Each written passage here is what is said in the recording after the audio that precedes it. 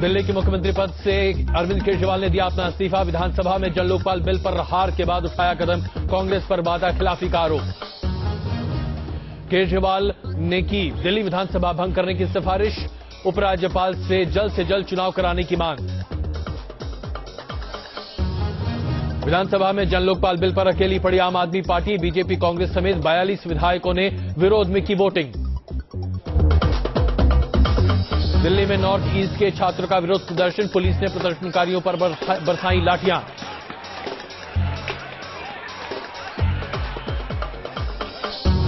और news nation ने पूरा किया कामयाबी का 1 साल।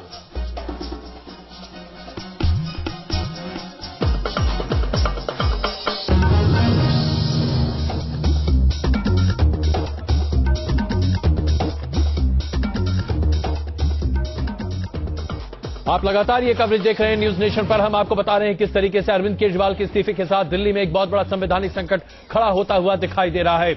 अरविंद केजरीवाल ने अपना इस्तीफा अपने तमाम समर्थकों के सामने लहराया और डंके की चोट पर कहा कि उपराज्यपाल के पास जाकर वो सिफारिश करने जा रहे हैं कि उनकी सरकार को न सिर्फ हटा दिया जाए बल्कि इस्तीफे को स्वीकार करने के साथ साथ दिल्ली की सरकार को भंग कर दिया जाए। और जल्द से जल्द चुनाव का आह्वान कर रहे हैं अरविंद केजरीवाल। अरविंद केजरीवाल चाहते हैं कि दिल्ली में जल्द से जल्द चुनाव हो। अगर संभव हो सके तो लोकसभा के चुनाव के साथ ही दिल्ली की सरकार को न सिर्फ हटा दिया जाए बल्कि इस्तीफे को स्वीकार करने के साथ साथ दिल्ली की सरकार को भंग कर दिया जाए। और जल्द से जल्द चुनाव का आह्वान कर रहे हैं अरविंद केजरीवाल। अरविंद केजरीवाल चाहते हैं कि दिल्ली में जल्द से जल्द चुनाव हो। अगर संभव हो सके तो लोकसभा के चुनाव के साथ ही दिल्ली में भी चुनाव हो जाए।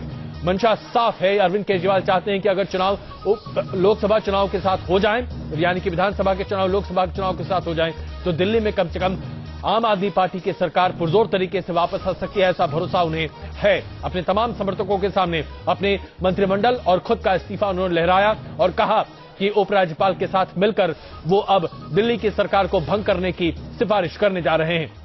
ये 2 तस्वीरें आप देख रहे हैं जहां किस तरीके से जीत के बाद अरविंद केजरीवाल नजर आ रहे थे। इसी जगह से उन्होंने अपने तमाम समर्थकों को संबोधित किया था। 8 दिसंबर की यह बात है जब दिल्ली में उनकी जीत जबरदस्त तरीके से हुई थी। 28 विधायकों के साथ अरविंद केजरीवाल यहां पर मौजूद थे और अपनी जीत का जश्न मना रहे थे। और आज जब अरविंद केजरीवाल ने अपना इस्तीफा सौंपा तब भी इसी खिड़की से वो दिखाई दे रहे हैं। और आप देख रहे हैं ये दोनों चेहरे अरविंद केजरीवाल के आपके सामने हैं। एक तरफ खुशी से उनका सर ऊंचा हुआ चला जा रहा था। अपने तमाम समर्थकों को उन्होंने धन्यवाद दिया था। अप्रत्याशित जीत जिसके बारे में जरा सी भी उम्मीद अरविंद केजरीवाल और उनकी पूरी पार्टी को नहीं थी। और आज जब उन्होंने अपना इस्तीफा पेश कर दिया है, इस्तीफा पेश करने के साथ साथ उन्होंने अपने समर्थकों के सामने क्या क्या कहा, आइए आपको सबसे पहले ये दिखाते हैं।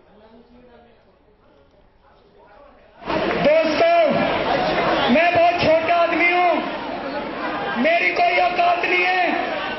मैं आप में से एक आदमी हूं। यहां पे गद्दी के लिए नहीं आया, मैं कुर्सी के लिए नहीं आया। आज अगर लोकपाल बिल गिरे तो आज हमारी सरकार इस्तीफा देती है।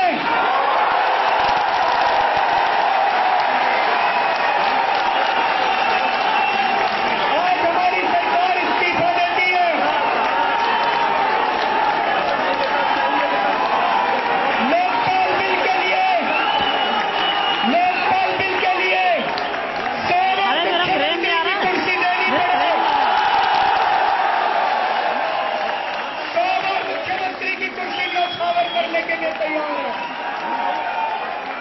देश के लिए अगर जान देनी पड़े तो अपने आप को सौभाग्यशाली समझूंगा। ये मेरा इस्तीफा है।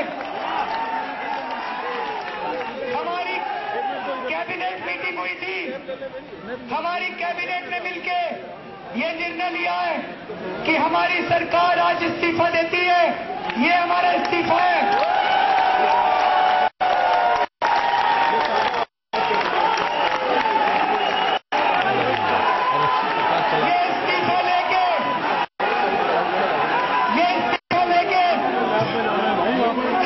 मैं अभी लेफ्टिनेंट गवर्नर दिल्ली विधानसभा को बर्खास्त किया जाए और दिल्ली में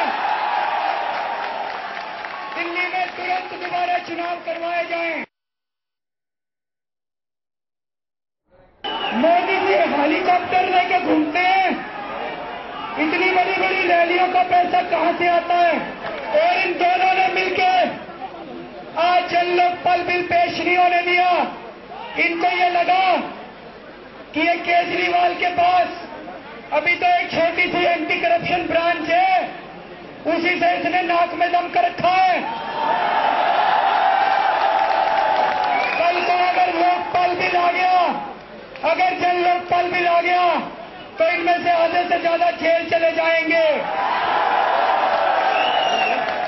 इसलिए इन दोनों पार्टियों ने मिलकर आज जन लोकपाल बिल गिरा दिया।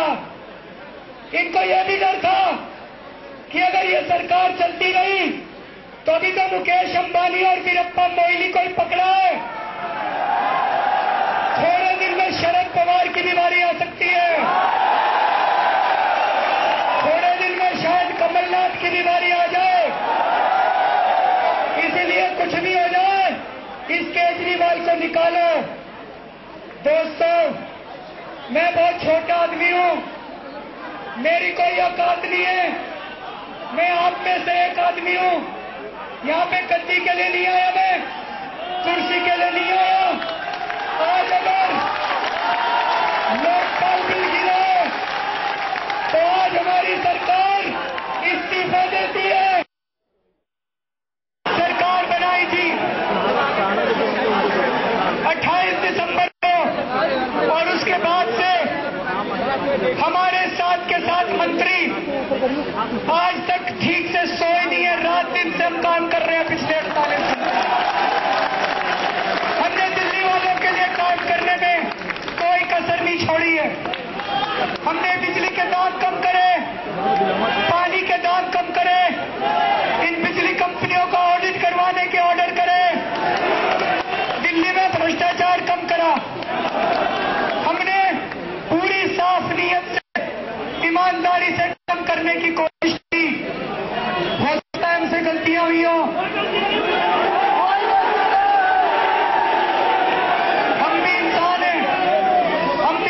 हैं, लेकिन पूरी ईमानदारी से कोशिश करी। ये लोग कहते हैं हमको गवर्नेंस करनी नहीं आती। अरे 5 साल में बीजेपी और कांग्रेस वाले बिजली कंपनियों का ऑडिट नहीं करवा पाए, हमने 5 दिन में करवा दिया। 65 साल में ये बीजेपी और कांग्रेस वाले मिलकर भ्रष्टाचार कम नहीं कर पाए, हमने 48 दिन में दिल्ली में भ्रष्टाचार कम कर दिया। अरविंद केजरीवाल ने साफ तौर पर कहा कि 48 जिलों में भ्रष्टाचार जिस तरीके से आम आदमी पार्टी की सरकार ने दिल्ली में कम किया है, कांग्रेस और बीजेपी ऐसा कभी नहीं कर पा रही है। अरविंद केजरीवाल के इस्तीफे के बाद दिल्ली में जो संकट पैदा होता हुआ दिखाई दे रहा है, आखिरकार अरविंद केजरीवाल की आगे की रणनीति क्या हो सकती है, बात करने के लिए हमारे साथ मौजूद हैं बीजेपी के वरिष्ठ नेता सिद्धार्थनाथ सिंह, अमृता धवन कांग्रेस से इस वक्त हमारे साथ मौजूद हैं, पीएम त्रिपाठी जी संविधान विशेषज्ञ हमारे साथ मौजूद हैं, अनिल झा जो कि दिल्ली के बीजेपी के विधायक हैं इस वक्त हमारे साथ मौजूद हैं। सिद्धार्थनाथ जी, शुरुआत मैं आपसे करता हूं। भारतीय जनता पार्टी को जिस तरीके से आज अरविंद केजरीवाल कटघरे में खड़ा करते हुए दिखाई दे रहे थे, वाकई में अप्रत्याशित है ये, जिस तरीके से नरेंद्र मोदी से लेकर हर किसी पर उन्होंने आज एक के बाद एक अपने व्यंग्य बाण और तीर छोड़े हैं। आप लोग क्या कहेंगे इस पर? हम लोग को कुछ करने की आवश्यकता नहीं है अजय जी। जो कुछ करना है वो अरविंद केजरीवाल खुद ही कर रहे हैं जी। उनको एक मौका दिया गया था कि आप सरकार चलाइए। मौका हमने नहीं दिया था, कांग्रेस ने दिया था। कांग्रेस ने जब दिया था तो उसका आज जो उन्होंने तर्क दिया कि कांग्रेस ने हमें दिया था, हम जनता के पास गए थे, जनता ने हमें कहा कि आप सरकार बनाओ। आज बिना जनता से पूछे उन्होंने सरकार से बाहर हो गए। तो 48 दिन में जनता ने क्या निर्णय लिया उसको उन्होंने आवश्यक नहीं समझा। तो जो इनका जो तरीका है अजय जी, वो ये है कि मैं कैमरा के माध्यम से सरकार में आऊं, मैं कैमरा के माध्यम से सरकार चलाऊं, मैं कैमरा के माध्यम से सरकार को गिराऊं और मैं कैमरा के माध्यम से मैं रोज कैंपेनिंग करूं और देश की जनता के बीच में ना जाके उनकी सेवा करूं।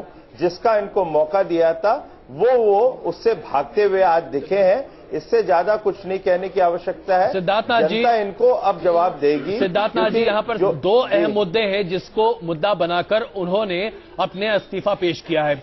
जन लोकपाल बिल, जो कि भ्रष्टाचार को खत्म करने के लिए लाना चाहते थे अरविंद केजरीवाल और उनके तमाम सहयोगी, और दूसरा मोहल्ला सभा, जिसमें लोकतंत्र को आम आदमी की पहुंच तक पहुंचाने की कोशिश थी। अब इन दोनों में से किसी भी मुद्दे पर अरविंद केजरीवाल को दिल्ली की विधानसभा में आपकी पार्टी के लोगों ने और कांग्रेस के पार्टी के लोगों ने बोलने ही नहीं दिया। क्या आप लोगों ने एक मुख्यमंत्री को न बोलने देने की ठान रखी थी? देखिए, इनको मौका दिया था। 15 दिन से ये एक नौटंकी चल रही थी संविधान के ऊपर। संविधान के तहत ये कहीं पेश करना चाहते थे तो एलजी के माध्यम से भी कर सकते थे। ये कहीं उसको पेश कर भी देते आज तो उसको कंडोन करवा सकते थे। ये दो उनके पास थे, मगर इनको एलजी के माध्यम से आना था। एलजी को लॉ मिनिस्ट्री ने एक रिपोर्ट दी थी और उसके तहत इन्होंने स्पीकर को भी दिया। अब वो एक संवैधानिक मैटर है ना, मैं लीगल एक्सपर्ट हूं, मगर जो एलजी ने कहा वो स्पीकर को उन्होंने लिख के दिया। नहीं, वो तो छोड़ दीजिए, लेकिन विधानसभा में एक मुख्यमंत्री को क्या बोलने का अधिकार नहीं है? अजय जी, मैं कृपा करके, आप पुराने हैं, हम लोग भी पुराने, दूसरे और भी काफी बहस में आ चुके हैं एक दूसरे के साथ। मैं एक छोटा सा एक कॉमन सेंस का आम आदमी का एक प्रश्न पूछना चाहता हूं जी। ये बताया जाए कि कहीं टेक्निकली वो पेश कर सकते थे विधानसभा के अंदर, जिसकी आवश्यकता नहीं थी, जो अरविंद केजरीवाल कहते हैं एलजी से या सेंट्रल गवर्नमेंट से परमिशन लेने की। मेरा सीधा प्रश्न है, ये बताइए कहीं ऐसा था तो आपने एमएचए को, जो 2002 का एक लॉ था, उसको वेव ऑफ करने का आपने लेटर क्यों लिखा था? सिद्धार्थनाथ जी, या तो वो सच है या जो अरविंद केजरीवाल कह रहे हैं वो सच। मुद्दा यहां पर यह नहीं है कि क्या वो बिल पेश कर सकते थे या नहीं कर सकते थे। मैंने आपसे सीधा सवाल यह पूछा था कि आपके विधायकों ने अरविंद केजरीवाल को सदन में बोलने नहीं दिया। मैं तो सिर्फ ये जानना चाहता हूं कि ऐसा क्या है कि आप लोग किसी को बोलने नहीं देना चाहते? अरविंद केजरीवाल जी, नहीं ऐसा, अरविंद केजरीवाल को बोलने का हमेशा मौका नहीं, वो तो टीवी पर दिख रहा था ना सिद्धार्थ जी, टीवी पर दिख रहा था, विधानसभा पर एक मुख्यमंत्री बोलने की भीख मांग रहा था। भीख मांग रहा था? ऐसा है, स्पीकर उनका है, हाउस उनके पास है, उनका समर्थन, वो उस समय मुख्यमंत्री हैं, उनके पास मार्शल है, वो कुछ भी कर सकते थे। इसके लिए हमारी तरफ क्यों उंगली उठाई जा रही है? भाई इसलिए क्योंकि आपके लोगों ने इतना हंगामा मचा रखा था कि एक मुख्यमंत्री की आवाज दब गई थी उसमें। ऐसा है Ajay ji, house to be in order वो सरकार की जिम्मेवारी है, विपक्ष की नहीं। चलिए, यानी कि आप यहाँ पर ये मानते हैं। मैं आ रहा हूँ अनिल जी, मैं आता हूँ अनिल जी, क्योंकि आप वहां पर मौजूद थे, जाहिर सी बात है बहुत कुछ कह सकते हैं। लेकिन अमृता जी, आपके विधायकों का आचरण भी बड़ा जबरदस्त रहा है। आप लोगों ने भी अरविंद केजरीवाल को कहीं बख्शा नहीं, फाइनेंस बिल पास कराने में मदद कर दी, लेकिन जैसे ही जन लोकपाल का मुद्दा आया, आपके विधायक भी वेल में कूदकर जबरदस्त हंगामा करते हुए दिखाई दिए। भाई बोलने देते ना, क्यों नहीं बोलने देने चाहते आप लोग?